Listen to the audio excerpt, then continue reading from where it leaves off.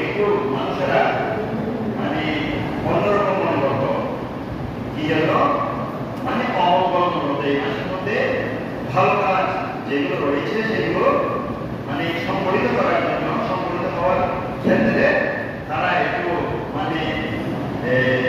দিনটা দ্বিধা আমাদের মধ্যে থাকতে যে সফর মাসের মধ্যে কোনো ভালো করা যায় সেই জন্য একটু অন্য যুগের একটু অন্য মাস থেকে এই মাস থাকে সেই জন্য বড় বড় যারা অভিজ্ঞতা রয়েছেন এবং যারা খুতবা লিখেছেন তাদের বড় বড় খুতবার মধ্যে এই সফর মাসে যেটা আইয়ামে দেখা যায় এই মাসে তারা কি করতো একটু অন্য যুগে দেখতো মানে অন্য মাস থেকে একটু অলঙ্কার মনে করতো ভালো অলঙ্কার করে এই মাসে করতে চাইছে সেই জন্য খুতবারা বলছেন যে না আল্লাহ রাসূল সাল্লাল্লাহু আলাইহি ওয়াসাল্লাম বলেছেন এই মাসের মধ্যে অন্যান্য মাসের মতো যতগুলো ভালো কাজ রয়েছে এগুলো করলে আরো কল্যাণ হবে ভালো হবে উত্তম হবে যাওয়া জীবন আলহামদুলিল্লাহ এই জন্য সফর খাই খারাপ না হচ্ছে উত্তম ভালো সফর খাই না উত্তম না সফর মাস সেই জন্য আমাদের এই বাংলাদেশের মধ্যেও আমাদের মুসলমান সমাজের মধ্যেও একটা প্রশংসা রয়েছে যে সফর মাসের মধ্যে নাকি ভালো কথা নেকার মতো বিয়ের মতো একটা আল্লাহ রাসূল সাল্লাল্লাহু আলাইহি ওয়াসাল্লামের অতি উত্তম একটা সুন্নাত এই মাসের মধ্যে করা নাকি উত্তম নয় এটা অনেক মনে করেন বিবাহ সেই জন্য সফর মাস কি বিয়ের আমাদের চাই না না এই মাসে হবে না ওই মাসে হবে এটা হচ্ছে একটা প্রশংসা আল্লাহ রাসূল সাল্লাল্লাহু আলাইহি ওয়াসাল্লাম বলেছেন সফর মাসের মধ্যে যতগুলো ভালো কাজ রয়েছে সব কিছু সম্পর্কিত করা অন্য মাসের মতো উত্তম যাওয়া দেব সুতরাং এই সফর মাস আমাদের মধ্যে বসে পেরেছেন আপনার হচ্ছে 7 তারিখ 7 তারিখ সুতরাং আমরা প্রথম জুমার নামাজ পড়তে এসেছি সুতরাং আমরা আজকে এই জুমার নামাজের আগে কিছু আলোচনা সময় সেটা হচ্ছে আল্লাহ সুবহানাহু ওয়া তাআলা আমাদের জন্য এমন একটা জীবন বিধান নাযিল করেছেন যার নাম হচ্ছে আল কোরআন তার নাম কি আল কোরআন মুসলমানদের জন্য আল কোরআনের বড় সংবিধান আল কোরআনের চাইতে বড় গাইডলাইন বড় গাইড এই পৃথিবীর মধ্যে আল্লাহ ইতিপূর্বে আগেও নাযিল করে নেই কেমন আগেও কোনো ব্যক্তিগত দূরের কথা আসমান থেকেও আর কোরআনের গ্রন্থ কোনো সংবিধান আর নাযিল হবে না যাওয়া দিও আলহামদুলিল্লাহ এই কোরআনের মধ্যে আল্লাহ পাক সুবহানাহু ওয়া তাআলা 114টি সূরা দিয়েছেন বড় বড় কি বড় সূরা রয়েছে ছোট সূরা রয়েছে বড় ছোট মিলিয়ে 123টা সূরা রয়েছে এই সূরার মধ্যে 24 নং একটা সূরা রয়েছে সূরাতুন নূর সূরাতুন নূর 114 সূরার মধ্যে আল্লাহ পাক সুবহানাহু ওয়া তাআলা একটা সূরা নাম করেছেন যে সূরার নাম হচ্ছে সূরাতুন নূর আল্লাহ পাক সুবহানাহু ওয়া তাআলা এই কোরআনকে মানুষের জীবন বিধান মুসলমান নয় পৃথিবী যত রকমের যত ধরনের মানুষ রয়েছে সব মানুষের জন্য এটা জীবন বিধান শুধু মুসলমানদের জন্য সব মানুষের জন্য পৃথিবী একেবারে শেষ পর্যন্ত আর কোনো জীবন বিধান আল্লাহ দান করবেন না এর মধ্যে সব কিছু আল্লাহ দিয়ে দিয়েছেন চাওয়া জীবন এর মধ্যে যে সূরা 24 নং সূরা আছে সূরাতুন নূর নূর শব্দ হচ্ছে আলো জ্যোতি লাইট দিতে বলা হয় মানে অর্থাৎ আল্লাহ সুবহানাহু ওয়া তাআলা এই কোরআনের মধ্যে এই সূরার মধ্যে 24 নং সূরা সূরাতুন নূরের মধ্যে এমন কতগুলো জীবন বিধান দিয়েছেন আল্লাহ মানুষের জন্য এমন কতগুলো আয়াত দিয়েছেন যে আয়াত মতো চললে যে আয়াত মতো আল্লাহ যে জীবন বিধান যে সূরা নূরে যে আয়াতগুলো কোনো মানুষ যদি অনুসরণ করে তার জীবনটা নূরে নূরান্বিত হবে নূরে নূরান্বিত হয়ে আলোকিত হবে আলহামদুলিল্লাহ এবং এই সূরার মধ্যে আল্লাহ সুবহানাহু ওয়া তাআলা আল্লাহ নিজে জাতি করে নিজে এটা বর্ণনা দিয়েছেন সূরা নূরের মধ্যে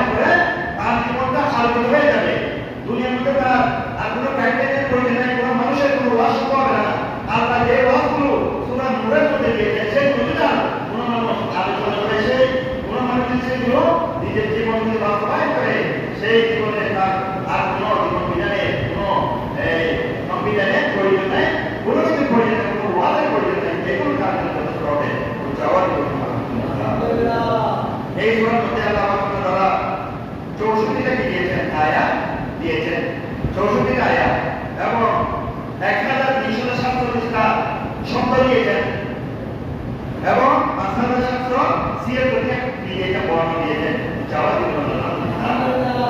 তাহলে কোন একটা ব্যক্তি যদি সূরাতুন নূর তেলাওয়াত করে 5786 বর্ণ যে ব্যক্তি পড়বে 5776কে 10 দিয়ে গুণ দিলে যত সওয়াব হবে এবং আরো 9700 দিয়ে গুণ দিলে যত সওয়াব হবে আল্লাহ তাআলা আমল মধ্যে কতটুকু সওয়াব দান করবে। আলহামদুলিল্লাহ। তাহলে আল্লাহ সুবহানাহু ওয়া তাআলা এত সুন্দর একটা জীবন বিধান আল্লাহ আমাদেরকে দিয়েছেন। আমরা মুসলমানরা কোরআন নিয়ে গবেষণা করার কারণে, কোরআনের বিধান আমাদের জীবনে বাস্তবায়ন না করার কারণে আজকে আমরা দিকে দিকে পথভ্রষ্ট, দিকে দিকে কাফের মুশরিকরা আমাদের বিপদামি করছে। আলহামদুলিল্লাহ। এই কোরআন আল্লাহ সুবহানাহু ওয়া তাআলা পারিবারিক জীবন কিভাবে গঠন করবে? আপনার পারিবারিক জীবন মানুষের একটা ব্যক্তিগত জীবন আছে, পারিবারিক জীবন আছে, সামাজিক জীবন আছে, রাষ্ট্রীয় জীবন আছে, অনেক জীবন মানুষের। একটা মানুষের বিভিন্ন জীবন থাকতে পারে। একটা মানুষ শুধু মানুষ নয়, সে যখন পরিবার দেবে তখন তার একটা পারিবারিক জীবন, সে যখন বাইরে বেরোবে তার একটা সামাজিক জীবন রয়েছে, সে যখন রাষ্ট্রীয় দায়িত্বের মধ্যে ওদের মধ্যে বসে যাবে তার একটা রাষ্ট্রীয় দায়িত্ব রয়েছে, সে যখন একটা অফিসের মধ্যে যাবে তার একটা অফিসের জীবন আছে। একটা মানুষের বিভিন্ন রকম জীবন আছে। এই জীবন আল্লাহ পারিবারিক জীবন সম্পর্কে দিয়েছেন, বিধান নাজিল করেছেন। এবং সামাজিক স্বাধীনতা, একজন মানুষ সমাজের মধ্যে কিভাবে নিজেকে স্বাধীনতা বজায় রেখে সমাজের মধ্যে মানুষের সাথে চলাফেরা করবে, সমাজের সাথে ওঠাবসা করবে, সামাজিক দায়বদ্ধতা পালন করবে, সেই সম্পর্কেও এই জীবনটা আল্লাহ আলোচনা করেছেন। এরপর রয়েছে নারীর মর্যাদা। আইয়ামে জাহানের মধ্যে যে নারীদেরকে কি একটা তুচ্ছ জিনিসের মতো মনে করা হয় না, যে নারীর কোনো সম্মান ছিল না, যে নারীর সন্তান ভূমিষ্ঠ হওয়ার সাথে সাথে খবর দেওয়া হতো, নারী হবে অলক্ষণী মনে করা হতো, মা বাবাদেরকে হ্যাঁ প্রতিপন্ন করা হতো, বেঁচে করা হতো সমাজের মধ্যে। সেই অবহেলিত নারীদেরকে কিভাবে সম্মান দিতে হবে, সেই নারীদেরকে কিভাবে মর্যাদা দিতে হবে, সেই নারীর সাথে কিভাবে সামাজিক জীবন, পারিবারিক জীবন বাস্তবায়ন করতে হবে, জীবনযাপন করতে হবে, সেই সম্পর্কে এই সূরা আল্লাহ দিয়েছেন, বিধান দিয়েছেন। এরপরে দিয়েছেন একজন মানুষকে অপবাদ দিলে কি সমস্যা, অপবাদ দেওয়া যাবে কিনা, দিলে কি সমস্যা, দেওয়ার পরে যদি ওই অপবাদ আপনাদের না থাকে তাহলে আমার পরিণতি কি হবে? আমি একজন মানুষকে অপবাদ দিলাম, আপনাকে সুর বললাম, আপনাকে জেনাকারি বললাম, কিন্তু আপনি সেটা নয়, আমি বললাম যে নামাজে না করে, আপনি সেটা নয়, তাহলে আপনাকে অপবাদ দেওয়া যাবে না, মিথ্যা অপবাদ দেওয়া যাবে না, আমার কি পরিণতি হবে সেটাও আলোচনা করেছে। এবার জেনাবে বিচার সম্পর্কে আলোচনা করছেন। জেনাবে বিচার, যে জেনাবে বিচার এই কিয়ামতে আগে 6 লাখ হয়ে যাবে, এখনো হয়েছে। সেই জেনাবে বিচারটা বেড়ে গিয়েছে, প্রতিটা ঘরে ঘরে, পরিবারে সমাজে জেনার 6 লাখ যাওয়া কি করবে? এই জেনার বলতে কি করবে, কি সমস্যা, এটা পরিবারের মধ্যে সমাজের মধ্যে কি এফেক্ট করবে, এটাও আল্লাহ আপনাদের কোরআনে করেছেন, আয়াত এটা দিয়েছেন। সুতরাং আল্লাহ সুবহানাহু ওয়া তাআলা সর্বপ্রথম এই আয়াতের মধ্যে, এই সূরা দুনিয়ার মধ্যে যে বিধানটা নাযিল করেছেন সেটা হচ্ছে জেনা, ব্যভিচার। দেখেন একটা পাপ, একটা কাজ কতটুকু গর্হিত হলে, কতটুকু গর্হিত হলে পরে, কতটুকু আল্লাহ রাসূলের কাছে অপছন্দ হলে, কতটুকু মানুষের কাছে অপছন্দ হলে পরে একটা সূরা নাযিল করার সাথে সাথে প্রথম দিক থেকে আল্লাহ এই বিষয় নিয়ে আলোচনা করেছেন। সেটা হচ্ছে জেনা এবং ব্যভিচার, যেটা সমাজের মধ্যে সমাজের রমজানের মধ্যে, পরিবারের রমজানের মধ্যে জেনা ব্যভিচারকে বেরো দিয়েছে। এবং যেটা বাস্তবায়ন করার জন্য ইহুদি নাসারারা শত বছর চেষ্টা করেছে এবং তারা আজকে সাকসেস পেয়েছে। মুসলমানদের ঘরে ঘরে জেনা ব্যভিচার ঢুকিয়ে দিয়েছেন। আলহামদুলিল্লাহ। এই জন্য আল্লাহ রাব্বুল আলামিন সূরা নূরের 2 নম্বর আয়াতের মধ্যে আল্লাহ পাক বলেন, আস-সানিয়াতু ওয়াস-সানি ফাজলিদু কুল্লা ওয়াহিদিন মিনহুমা মিআতা জালদা ওয়া লা তাখুযুকুম রাফাতান ফি দীনিল্লাহি ইন কুনতুম তু'মিনুনা বিল্লাহি ওয়াল ইয়াউমিল আখির। আল্লাহ বলেন, ওহে জানাকারী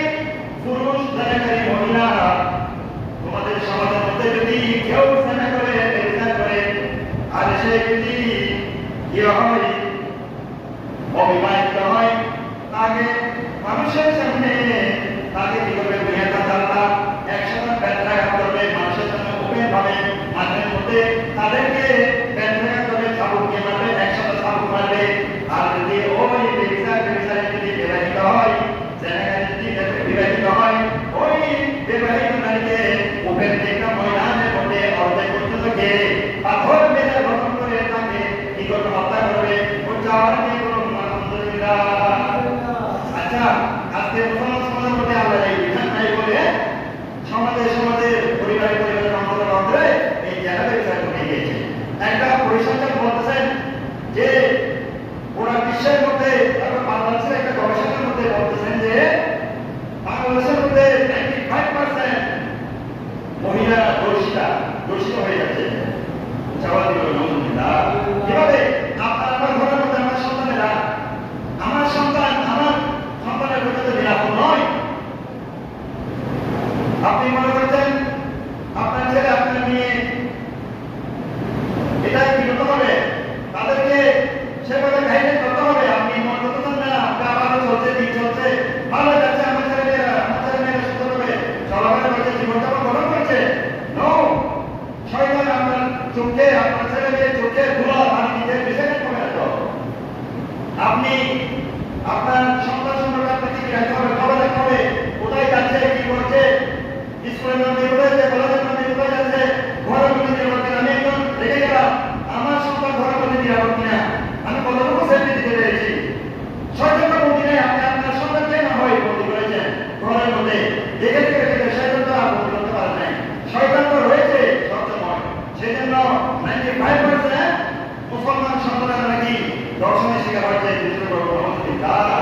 সেখানে প্রত্যেক ঘরে ঘরে অন্তরে ঢুকে গিয়েছে বড় ঢুকে গিয়েছে এই আয়াত সেদিন আল্লাহ জানে যে আপনার আগে প্রত্যেক ঘরে ঘরে জানাবেশে ঢুকে যাবে প্রত্যেক ঘরে ঢুকে যাবে। সেটা হয়তো আমি এখানে বলছি আমাদের মাথায় এটা আমাদের কাজ করবে না কিভাবে সম্ভব প্রত্যেক ঘরে ঘরে কিভাবে ঢুকে সেটা একটু চিন্তা ভাবনা করে আপনি বুঝতে পারবেন। সেটা একটু গবেষণা করতে হবে একটু চিন্তা ভাবনা করতে হবে। তাহলে আপনি যখন এটা নিয়ে চিন্তা ভাবনা করবেন আপনি যখন এটা নিয়ে একটু সচেতন হবেন তখন আপনি বুঝতে পারবেন এখন আপনার থেকে আপনার সন্তানেরা সেফ থাকবে এই সমস্ত গভীরের কাছ থেকে। সেই জন্য কোন একজন ব্যক্তি যদি শয়তানের মধ্যে পড়ো দুনিয়ার মধ্যে পড়ে হোক জানাবের মধ্যে লিপ্ত হয়ে যায় সে যদি অবিবাহিত হয়ে যায় তাহলে তাকে 100টা পেট্রোলকে দৌড়া মারতে হবে। মানুষের সামনে দৌড়া মারতে মারতে যদি মরেও যায় তবুও তাকে 100টা দৌড়া মারতে হবে। তাহলে ওই ব্যক্তি ওপেনলি ইসলাম হুকুম যদি থাকে তাকে ওপেনলি মাঠের মধ্যে অর্ধেক পর্যন্ত গেলে পাথর মেরে তাকে রণ করতে হবে হত্যা করতে হবে। এটা হচ্ছে ইসলামী বিধান। আলহামদুলিল্লাহ আল্লাহ বলছেন ওয়ালা তাখুযুকুম রাকাতান বিদীনিল্লাহি তোমরা আল্লাহ দ্বীনের কারণে আল্লাহর দ্বীনের সুন্দর ব্যবস্থা দ্বীনের ব্যবস্থা সমাজের মধ্যে বাস্তবায়ন করার জন্য তোমরা তাদের প্রতি দয়াবান করিও না তাদের থেকে কিছু নিয়ে তাদেরকে কি করিও না কিছু নিয়ে তাদেরকে তাদের সাথীকে ভোগিয়ে দিও না। বলা তোমরা তাদের থেকে সামান্য বিনিময়ে তাদেরকে ছেড়ে দিও না সামান্য বিনিময়ে ছেড়ে দিও না। অর্থাৎ আমাদের সমাজের মধ্যে আমরা কি করি কোন একটা দোষী যদি সাব্যস্ত হয় তার থেকে কিছু টাকা পয়সা তার থেকে সুযোগ সুবিধা নিয়ে তার নিজেরটা তার সাথে স্বীকার করে দিই সেই জন্য সে বের হয়ে আবার কি করে আবার সেই অপকর্মটা করার জন্য শান্তি করতে হয়।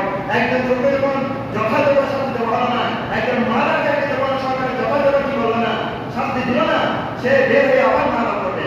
একজন টাকা লুট করা একজন খাইতে যখন একটা খাইতে করার পর জেলে যাবে সেই যখন পরিপূর্ণ তার কি অনুযায়ী পাপ অনুযায়ী শাস্তি পাবে না সে আবার বের হয়ে গিয়ে ওই পাপের মধ্যে পা দিবে আবার সেই সমাজের মধ্যে এরকম দেখবেন বেকার পত্রিকায় অনেক এরকম খুব রাহাজানিকারী খাইতেকারী জ্ঞানাবিচারকারী দর্শনকারী বারবার সেঞ্চুরি দর্শন করার পরেও জেল থেকে বের হয়ে যায় আবার জানাকারী বিচার করে আবার টাকা করে কি জন্য জেলের মধ্যে তাকে যথাযথ শাস্তি দেওয়া হয় নাই তাকে কারাদণ্ড দেওয়া হয় নাই তাকে শাস্তি দেওয়া হয় নাই তার থেকে কিছু সুযোগ সুবিধা নিয়ে টাকা পয়সা নিয়ে টাকা আবার ছেড়ে দেওয়া হলো সে বের হয়ে আবার আগের থেকে বেশি কি হলো বেশি শক্তি সামর্থ্য নিয়ে আবার আপনার জেলে করলো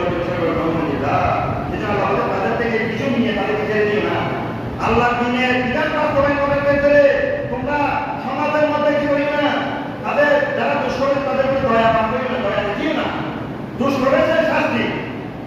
কিন্তু এখানে একটা কথা রয়েছে, আমাদের বর্তমান আমাদের যে বাংলাদেশের বিচার ব্যবস্থা এটার মধ্যে কি নাই, ইসলামী হুকুম নাই। সেই জন্য আপনি যারা ব্যবসা করেছে তাকে এই সবার সঙ্গে রণ করে বের করে এটা বাংলাদেশের মতো হবে না। জন্য বাংলাদেশের ইসলামী হুকুম নাই।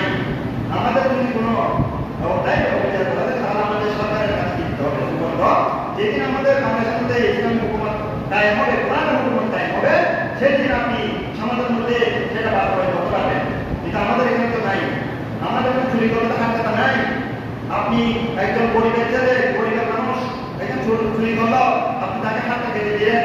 একজন গরিব ছেলে সে কি করলো, পোশাক দিয়ে কোটি কোটি হাজার কোটি টাকা মেরে দিল, তাকে তো আপনি কিছু বললেন না। তাহলে এখানে সম্ভাবনা আছে বাংলাদেশের মধ্যে, বাংলাদেশের মধ্যে আইন বাস্তবায়ন করবেন। আপনারা কিন্তু আগে ইসলামের হুকুমত বাস্তবায়ন করতে হবে, আল্লাহ বিধান বাস্তবায়ন করবে এটা নাজিল হবে। সেই জন্য আমাদের আমাদেরকে এই বিধান মানতে হবে।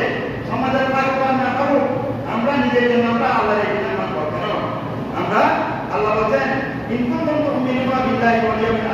তোমরা যদি আল্লাহ এবং রাসূলকে বিশ্বাস করো, পরকালে বিশ্বাস করো, আখিরাতে বিশ্বাস করো, তোমরা এই জায়গাটার সাথে দূরে থাকবে, নিজেকে দূরে রাখবে। জবাব দিন আলহামদুলিল্লাহ। সুতরাং হাদিসে পাকের মধ্যে রয়েছে যে সমাজের মধ্যে, যে রাষ্ট্রের মধ্যে, যে এলাকার মধ্যে জানাবে বিচার বৃদ্ধি পায়, সেই এলাকার মধ্যে নাকি প্লেগ নামক মহামারী বৃদ্ধি পায়। জবাব দিন আলহামদুলিল্লাহ। প্লেগ মহামারী এবং আল্লাহ গজব নাকি ওই এলাকার মধ্যে নাযিল হয়। যেমনি ভাবে নাযিল হয়েছিল হযরত লূত আলাইহিস সালামের জমানার মধ্যে, হযরত লূত আলাইহিস সালামের কওমেরা উপেক্ষিত যত জানা গেছে তত সমকামীদের কারণে তাদেরকে আল্লাহ গজব দিয়ে শেষ করে দিয়েছেন, একেবারে মাটির মধ্যে ঢুকে দিয়েছেন। যে নিদর্শনটা এখনো রয়েছে, জর্দানের মধ্যে যে নিদর্শন রয়েছে, ডেড বলা হয়েছে, যে নিদর্শন, সেই নিদর্শন হচ্ছে তথা ভারতে লূত আলাইহিস সালামের কওমকে ধ্বংস করে দেওয়ার জায়গা। সেই জন্য আল্লাহ রাসূল বলেছেন যে এলাকার মধ্যে জানাবে বিচার বৃদ্ধি পাবে, ওই এলাকার মধ্যে আল্লাহ সুবহানাহু ওয়া তাআলা গজব দিয়ে দিবে, প্লেগ নামক মহামারী দিয়ে দিবেন, এবং ওই এলাকার মধ্যে আল্লাহ সুবহানাহু ওয়া তাআলা গজব নাযিল করে দিবেন। আলহামদুলিল্লাহ।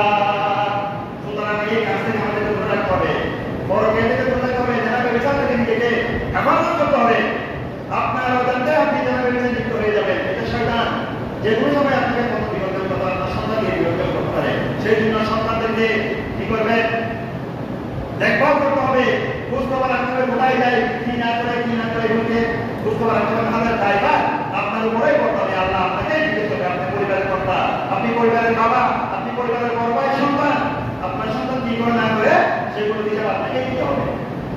এরপরে আল্লাহ রাব্বুল আলামিন সূরা নূরের মধ্যে আরেকটা বিধান নাযিল করেছেন, সেটা হচ্ছে অপবাদ দেওয়া। কোনো মানুষ কোনো খারাপ কাজ করে নাই, জানা করে নাই, ব্যভিচার করে নাই, চুরি করে নাই, ডাকাতি করে নাই, তবুও আমি তাকে এমন একটা অপবাদ দিয়ে দিলাম, মানুষের সামনে তাকে খারাপ করে দিলাম, সমাজের মধ্যে খারাপ করে দিলাম, পরিবারের মধ্যে খারাপ করে দিলাম, তার আত্মীয়তার মধ্যে ইমেজ নষ্ট করে দিলাম, এরকম একটা অপবাদ দিয়ে দিলাম। যে অপবাদটা সে করেনি, সে কাজটা করে নাই, যাতা বাতা না করে কোন একজন মুসলমানকে আমি অপবাদ দিয়ে দিলাম, এরকম করে আল্লাহ সুবহানাহু ওয়া তাআলা সূরা নূরের মধ্যে অপছন্দ করেছেন, অপছন্দ নিয়ে একটা বিষয় বলেছেন, উচ্চ আওয়াজ দিয়ে বলুন আলহামদুলিল্লাহ। একজন শক্তিশালী নারীকে, একজন শক্তিশালী পুরুষকে, একজন ভালো মানুষকে, ভালো মেয়েকে আপনি যা তা অপবাদ দিতে পারবেন না, যা তা অপবাদ দিয়ে কাজটি করতে পারবেন না। যে কোনো মানুষ আপনি যে কোনো কথা বলে মানুষের কাছে করতে পারবেন, অপবাদ দিতে পারবেন না। সেই অপবাদটা যদি না করে থাকে তাহলে আল্লাহ অপবাদের গুনাহ আপনার নামের উপর আপনার নামের মধ্যে দিবেন, ঢেলে দিবেন। আল্লাহ বলছেন ওয়াল্লাযীনা ইয়ারমুনাল মুহসানাত সুম্মা লাম ইয়াতু বিআরবা'তি শুহাদা ফাজলিদুহুম 80 জালদা। যে ব্যক্তি তোমাদের কোন একজন সতী সাধী নারী, নেককার নারী, ভালো একজন মহিলাকে, ভালো একজন নারীকে জানা ব্যভিচারের অপবাদ দিয়েছেন, অন্য কোনো কিছুর অপবাদ দিয়েছেন, অথচ এই কাজের জন্য, এই অপবাদের জন্য চারজন সাক্ষী কি করতে পারে নাই, চারজন সাক্ষী তার বিরুদ্ধে উপস্থাপন করতে পারে নাই। সে যে এই কাজটা দেখেছে, ওই মহিলাটা এই কাজ করেছে, আমি দেখেছি, এবং আরো 3 জন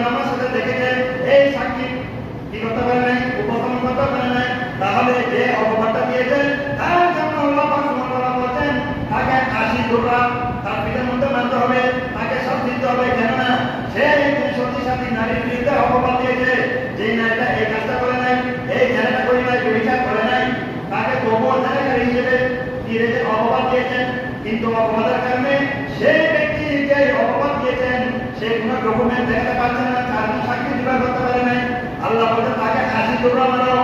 কেননা একজন শক্তিশালী নারী, একজন পুরুষকার নারী, আমি নিজের চোখে দেখে নিয়েছে কাজটা করেছে, কিন্তু আমি সমাজকে বলেছিলাম অমুক এলাকার অমুক পরিবারের অমুক মেয়ে জানার মধ্যে লিপ্ত, আমি এই কথাটা বলেছিলাম, সমাজের মধ্যে প্রচার করেছিলাম। অথচ আমি যে দেখেছি এখন আরো 3 জন মানুষ, 4 জন মানুষের সাক্ষী লাগবে।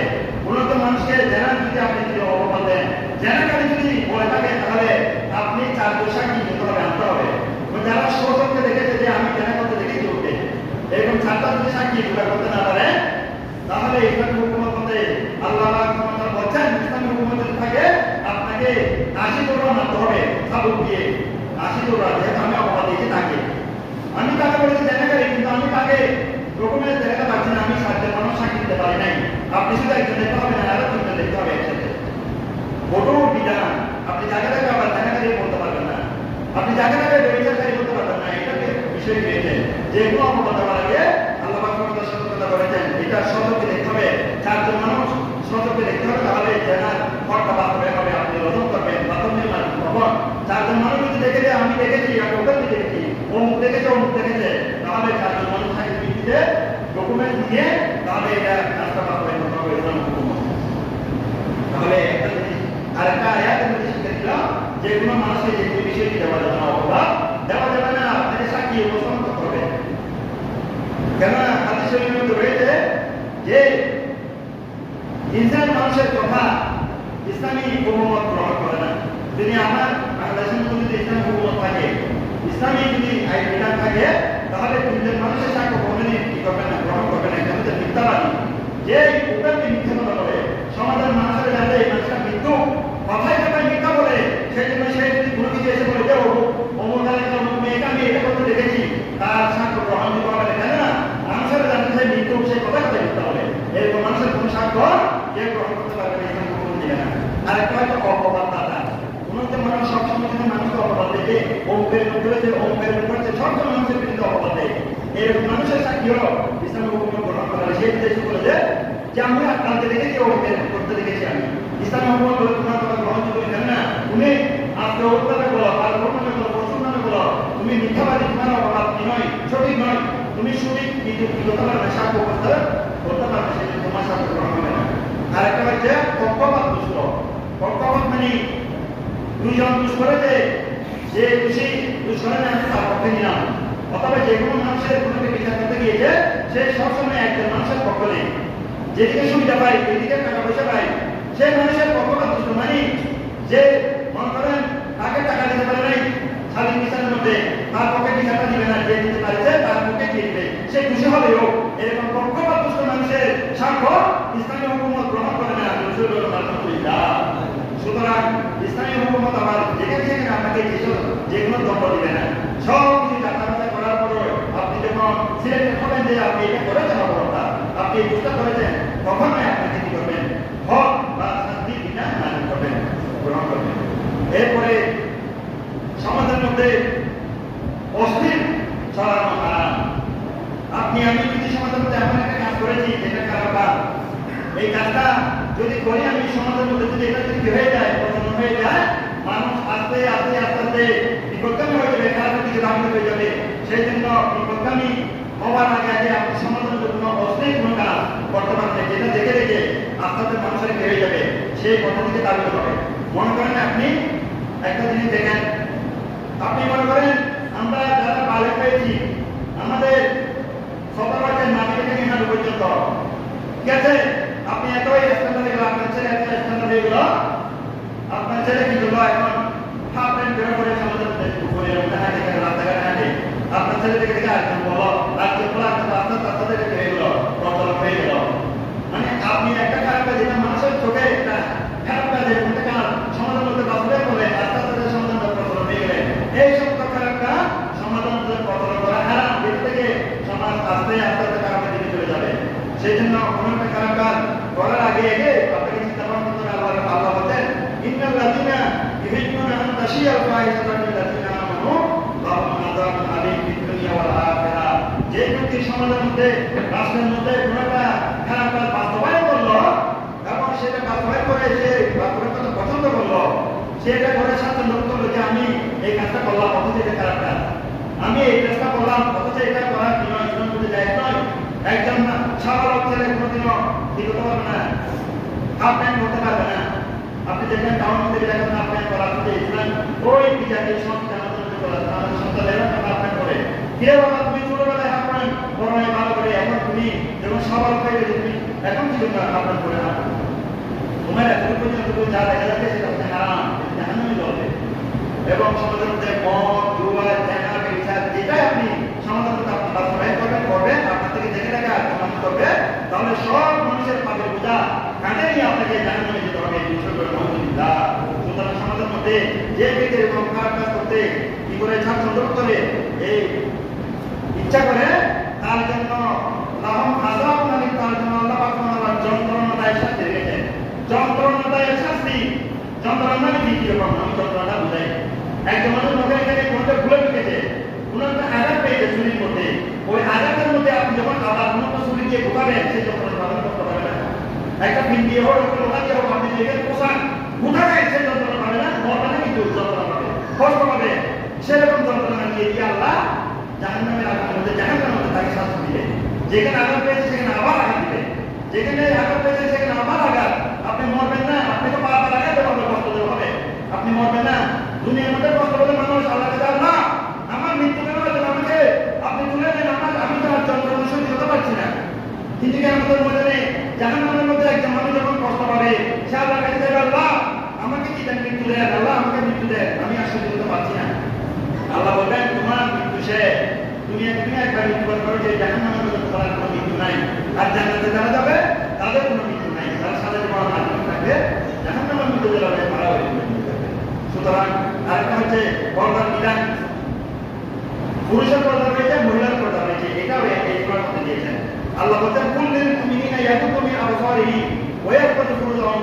হে রাসূল, আপনি আপনার উম্মতকে বলে দিন যে তোমরা তোমাদের চোখকে হেফাজত করো, চোখকে যে কোনো কাজে ব্যবহার করিও না, বেগানা নারী দেখিও না, খারাপ ছবি দেখিও না, খারাপ কাজ করিও না, খারাপ জিনিস দেখিও না। এবং ওয়া ইয়াহফাযু ফুরুজাহুম, তোমরা তোমাদের লজ্জাস্থানকে হেফাজত করো। লজ্জাস্থানকে হেফাজত করো, লজ্জাস্থান বারবার বলছেন লজ্জাস্থানকে হেফাজত করো, লজ্জাস্থান দিয়ে তোমরা খারাপ কাজ করিও না, জানা করে ব্যবস্থা করি। এটা এই সূরার মূল কথা হচ্ছে। এবং ইন্নাল্লাহা খাবীরুম বিমা ইয়াফআলুন, তোমরা যা করো সেটা তোমরা জানেন।